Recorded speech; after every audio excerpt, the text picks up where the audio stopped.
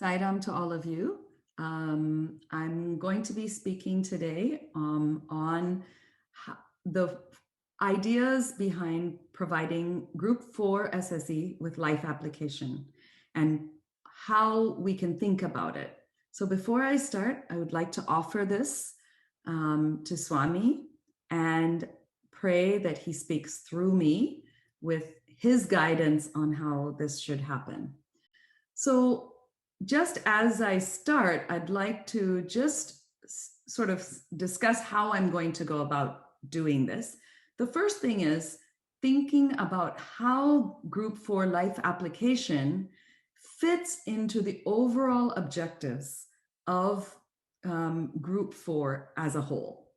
The second thing is what is the difference between Group 4 life applications and perhaps the life applications that are given in groups 1, 2, and 3, because there is a progression over the 4 classes.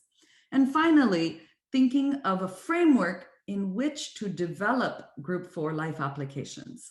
So those are the 3 things I'd like people to go away with as a sort of a bottom line. So the first thing I want to start is that across SSE 1 through 4, it's important to understand that for every value and sub-value, we deepen and broaden with every time we revisit these values. So when we visit in group 1, it will look one way. And then, so think of it as an enlarging spiral, that basically every time we revisit the same set of values, we actually,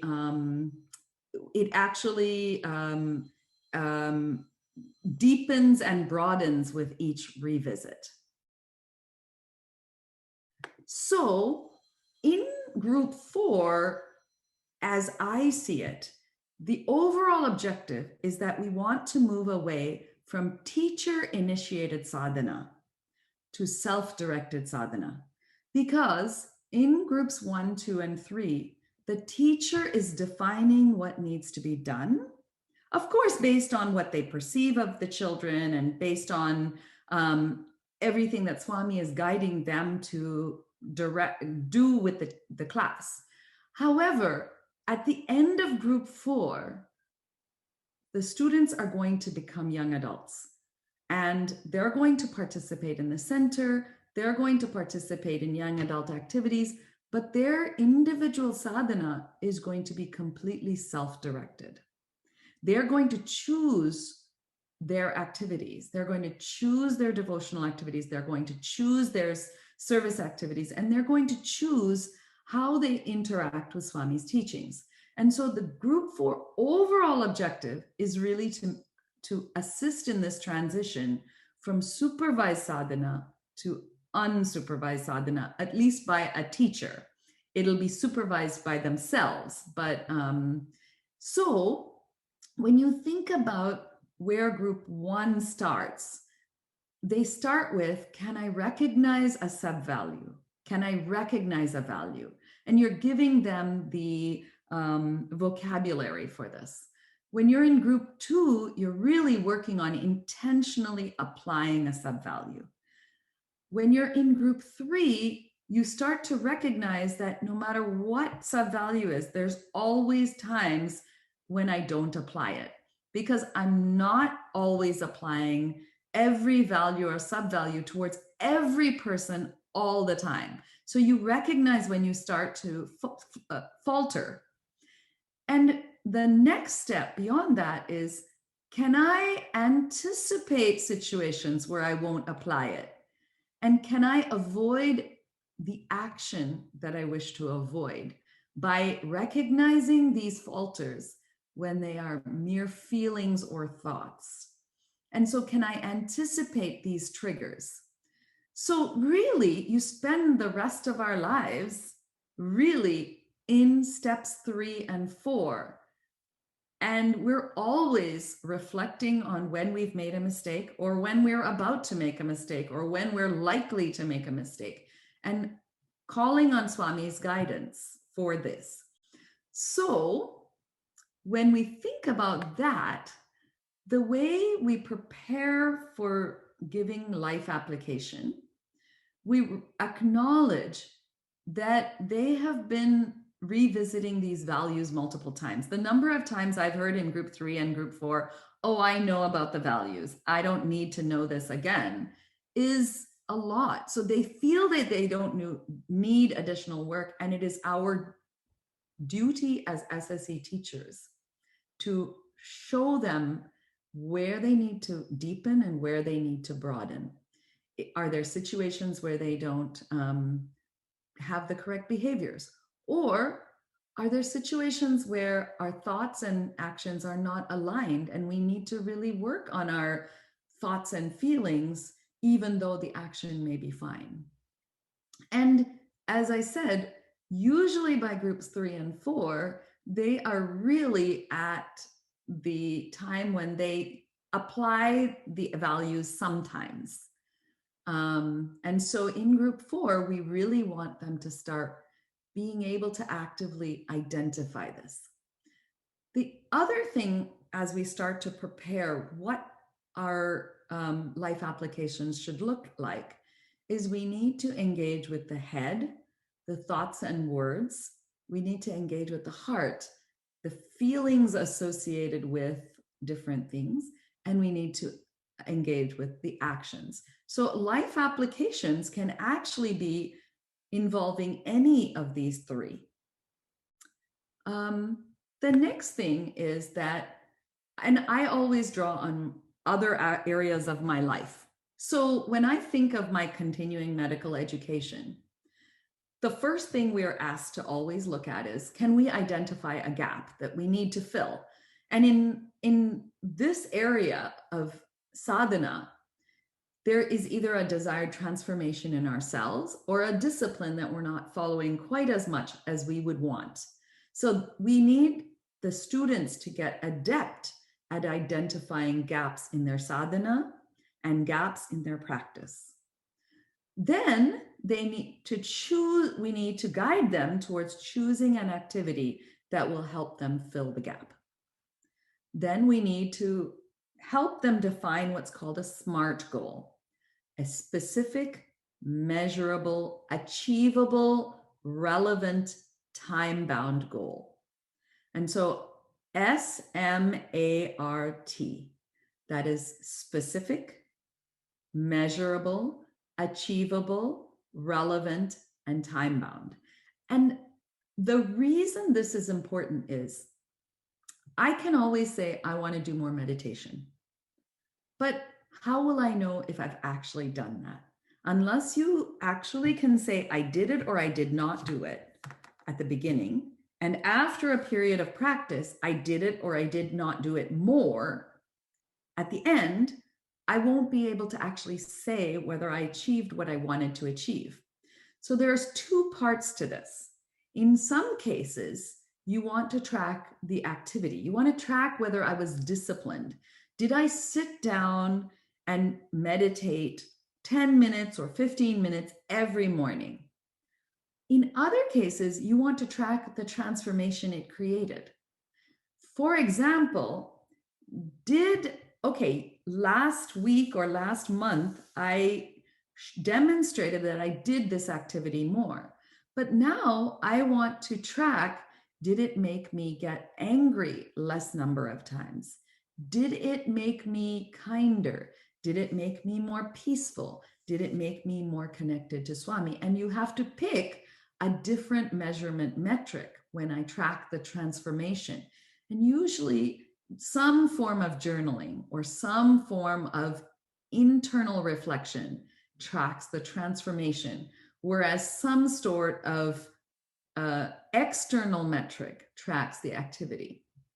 And this provides a lifelong framework within which to continuously transform and always deepen that connection with Swami and deepen your own personal sadhana and deepen and continue to transform. And I have found that the most challenging part of life application and this transition from teacher-directed sadhana to self-directed sadhana is the transition of motivation from teacher-directed motivation to self-directed motivation, self-motivation. That is the student themselves wants to transform, wants to deepen that connection because they see that it helps them. They see the changes that it makes in them. And that to me is the essence of the whole goal of group 4. So that is the background with which I think teachers should approach the preparation. Now, within the class, one thing, the first step is really for students to reflect. As part of developing the life application. And I believe that in group 4, students should have individual life applications, even though they are taking the same content, the same class. That is, they're being exposed to the same story, the same song, the same discussion, the same discussion points. I think their life application should reflect where they are at in practicing that specific value or sub-value. You will have some students who are incredibly kind, but they may have challenges with discipline. And they may have challenges with, they may have challenges with connecting to Swami with bhajan or with a devotional activity. And that may be what they need to develop is how do I connect with Swami every day? So you cannot use at this point, I believe, as they are doing their own life application, that will prepare them for a lifetime of sadhana. So in order for them to engage in creating an individual life application, they need to reflect on, am I recognizing it? So they need to go through all the 4 steps. Am I able to recognize how this sub-value fits in my life? Am I able to apply it most of the time? Do I have challenges in applying it? And what are those challenges? And if I don't have challenges, can I imagine times when I would not be able to apply it? And so they need to reflect for every sub-value, where am I on the spectrum? And then they need to come up with a smart goal, which can become their life application. The other thing is, as much as possible, let it align with their other interests, both in sadhana. A person who enjoys singing bhajan, you can align a lot of life applications with that bhajan interest. You can align the life application with seva opportunities. You can align it with developing different talents. You can align the life application with things they need to do for school.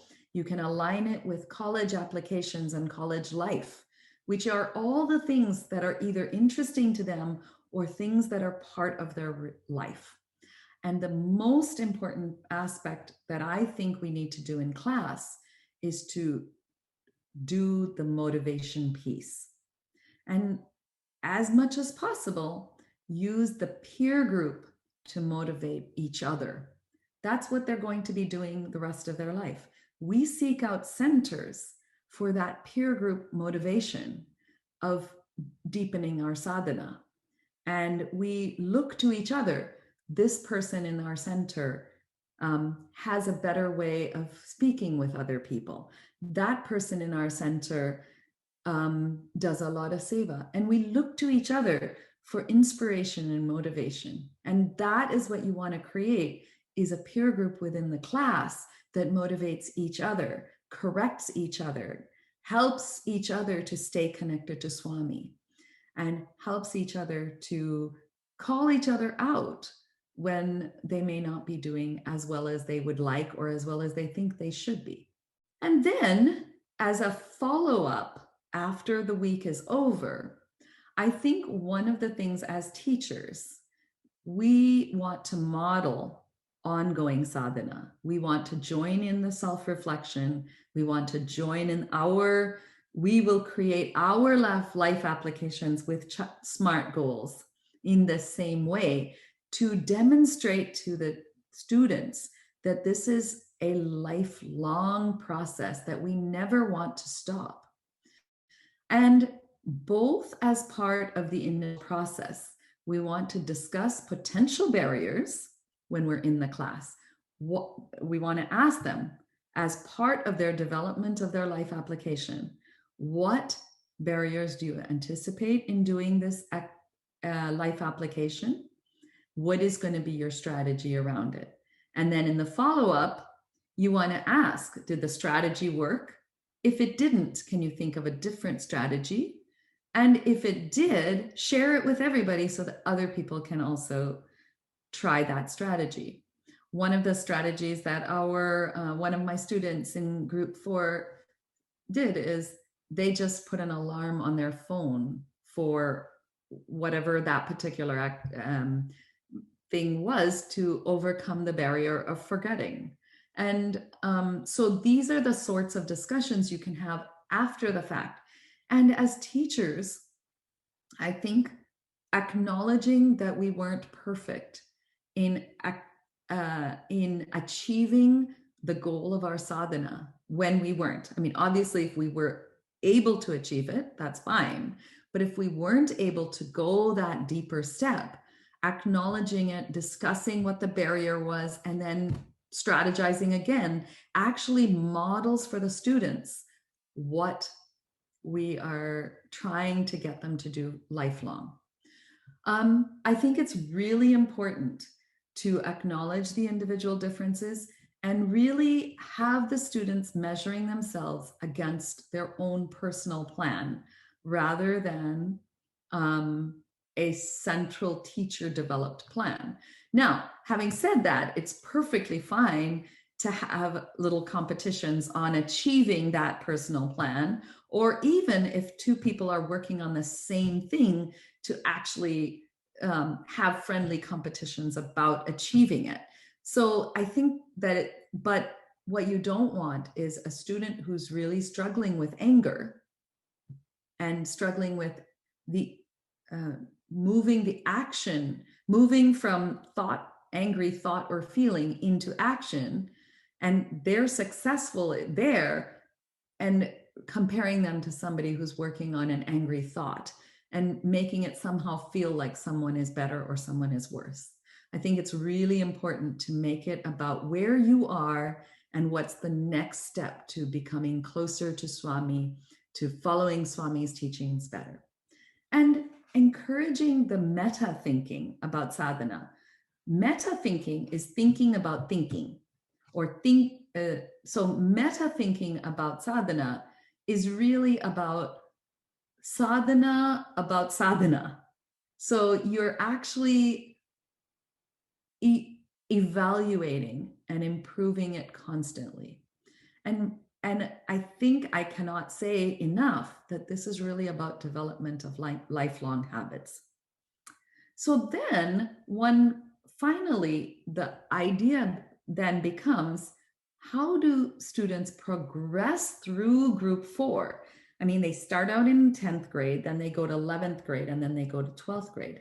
So hopefully, as they do that, they will then develop a whole set of strategies that will help them as they go back towards all of these different values and sub-values. And then they will also have the ability to recognize successes and failures. And they will develop what is called a growth mindset. That is, you're never done. There's always work to be done. And failure is only one step towards the next success.